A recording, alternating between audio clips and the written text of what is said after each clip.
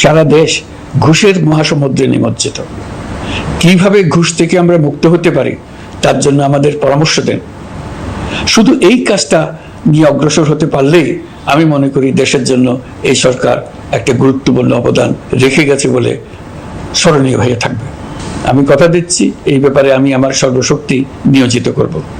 আমাদের দায়িত্ব দেশের সকল মানুষকে একটি পরিবারের বন্ধনে আবদ্ধ করা।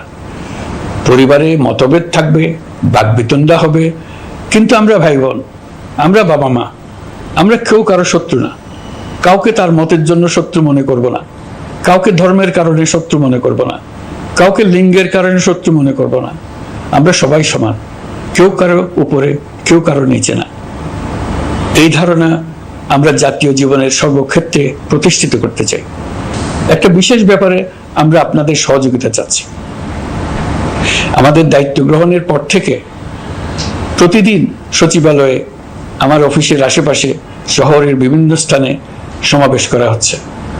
গত 16 বছরের অনেক দুঃখ কষ্ট আপনাদের জমা আছে, সেটা আমরা বুঝি। আমাদের যদি কাজ করতে না দেন তাহলে এই দুঃখ ঘোচানোর সকল পথ বন্ধ হয়ে যাবে। আপনাদের কাছে একান্ত অনুরোধ, আমাদের কাজ করতে দেন। আপনাদের যা চাওয়া তা লিখিতভাবে আমাদেরকে দিয়ে যান। আমরা আপনাদের বিপক্ষ দল নয়।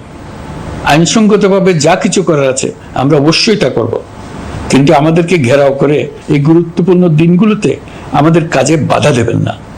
সবাই মিলে তাদের বোঝান, তারা যেন এই সময়ে তাদের অভিযোগের প্রতি দৃষ্টি আকর্ষণের জন্য আমাদের দৈনন্দিন গুরুত্বপূর্ণ কাজে বাধা না দেন।